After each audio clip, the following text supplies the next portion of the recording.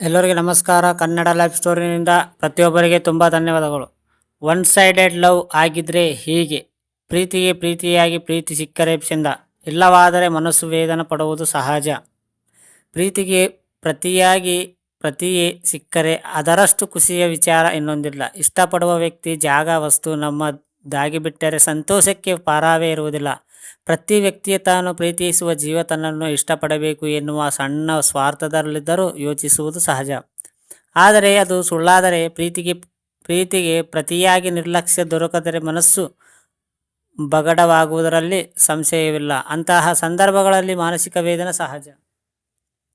ಕೆಲವೊಮ್ಮೆ ಅರಿವಿಲ್ಲದೆ ಒಬ್ಬರನ್ನು ಕಣ್ಣು ಮುಚ್ಚಿ ನಂಬುತ್ತಾರೆ. ಅವರ ವರ್ತನೆಗಳನ್ನು ಸರಿ ತಿರಸ್ಕಾರದ ಭಾವನೆಯನ್ನು ವ್ಯಕ್ತಪಡಿಸಿ ಹೇಳುತ್ತಿದ್ದರೂ ಅದಕ್ಕೆ ಕೆಲವೊಮ್ಮೆ ಕಿವಿಗೂಡುವುದಿಲ್ಲ. ನೆನಪಿರಲಿ, ಇದರಿಂದ ನೋವು ಮಾತ್ರ ಸಿಗಲು ಸಾಧ್ಯ. ಹಾಗಾದರೆ ಯಾವ ರೀತಿಯ ನಡವಳಿಕೆಗಳನ್ನು ಪ್ರೀತಿ ಇಲ್ಲ ಎನ್ನುವುದನ್ನು ಹೇಳುತ್ತವೆ ಎನ್ನುವುದನ್ನು ನೀವು ತಿಳಿದುಕೊಳ್ಳಬೇಕು.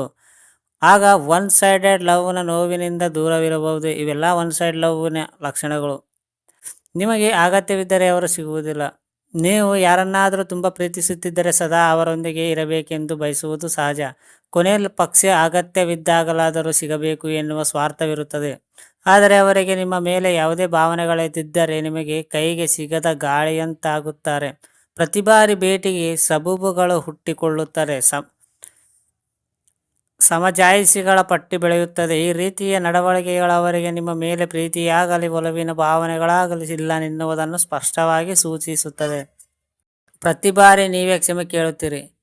ತಪ್ಪು ಕಲ್ಪನೆ ಅಥವಾ ತಪ್ಪುಗಳ ಆಗುವುದು ಸಹಜ. ಅಕಸ್ಮಾತ್ ಆದ ತಪ್ಪಿಗೆ ಅಥವಾ ತಪ್ಪು ಕಲ್ಪನೆಗೂ ಪ್ರತಿ ಬಾರಿ ನೀವೇ ಕ್ಷಮೆ ಕೇಳುವುದರಿಂದ ಟಿಕ್ ಫಾರ್ ಅಡ್ಜಸ್ಟ್ಮೆಂಟ್ ಎನ್ನುವಂತಾಗುತ್ತದೆ. ಅವರಿಂದ ತಪ್ಪಾಗಿದ್ದರೂ ನೀವೇ ಕ್ಷಮೆ ಕೇಳುವ ಪ್ರಮೇಯಕ್ಕೆ ಎದುರಾದರೆ ನಿಮ್ಮ ಮೇಲೆ ಅವರಿಗೆ ಯಾವುದೇ ರೀತಿಯ ಪ್ರತಿಭಾ ಭಾವನೆ ಇಲ್ಲ ಎನ್ನುವುದನ್ನು ತೋರ್ಪಡಿಸುತ್ತದೆ.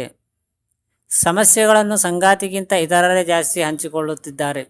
ನೋವು ಅಲಿಸುವ ಹೇಗಲಿದ್ದರೆ ಎಂಥ ಕಷ್ಟಗಳನ್ನು ಬೇಕಾದರೂ ಎದುರಿಸಬಹುದು. ಪ್ರೀತಿಸುವ ವ್ಯಕ್ತಿ ಕಡೆಯಿಂದ ಸರಿಯಾದ ತಂತ್ರವನ್ನು ಪ್ರತಿಕ್ರಿಯೆ ಇದ್ದಾಗ ಬೇಜಾರ ಸಹಜ. ಅಂತಹ ಸಂದರ್ಭದಲ್ಲಿ ನೀವೇ ಸಮಸ್ಯೆಗಳನ್ನು ಕುಟುಂಬ ಅಥವಾ ಸ್ನೇಹಿತರೊಂದಿಗೆ ಮಾತ್ರ ಹಂಚಿಕೊಳ್ಳಲು ಬಯಸುತ್ತೀರಿ.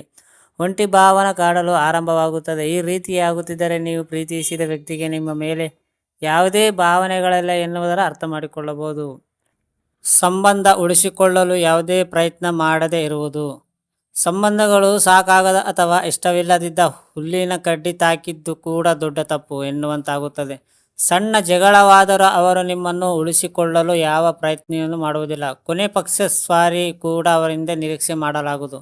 ಸಣ್ಣ ವಿಷಯಗಳು ಅಗತ್ಯಕ್ಕಿಂತ ದೊಡ್ಡದಾಗಿ ಕಾಣಿಸಿ ಪದೇ ಪದೇ ತಪ್ಪುಗಳನ್ನು ಎತ್ತಿ ಹೇಳುತ್ತಿದ್ದರೆ ಅವರ ಜೀವನದಲ್ಲಿ ನಿಮಗೆ ಜಾಗವಿಲ್ಲ ಎಂದರ್ಥ. ಸಮಜಾಯಿಷಿಗಳ ಪಟ್ಟಿ ಇರುತ್ತದೆ. ಸಂಬಂಧದಲ್ಲಿ ಸಬೂಬುಗಳಿಗಿಂತ ಹೊಂದಾಣಿಕೆ ಮುಖ್ಯ. ನಿಮ್ಮ ಮೇಲೆ ಅವರಿಗೆ ಪ್ರೀತಿ ಇಲ್ಲದಿದ್ದರೆ ಪ್ರತಿ ಬಾರಿಯೂ ತಪ್ಪಿಯೂ ಸಮಜಾಯಿಷಿ ನೀಡುತ್ತದೆ. ಅದಕ್ಕೆ ತಕ್ಕ ಹಾಗೆ ನೀವು ಕೂಡ ಅವರನ್ನು ಮನಸ್ಸಿರಿ. ಇದು ನಿಮಗೆ ಅವರ ಮೇಲಿರುವ ಪ್ರೀತಿಯನ್ನು ಮಾತ್ರ ವ್ಯಕ್ತಪಡಿಸುತ್ತದೆ.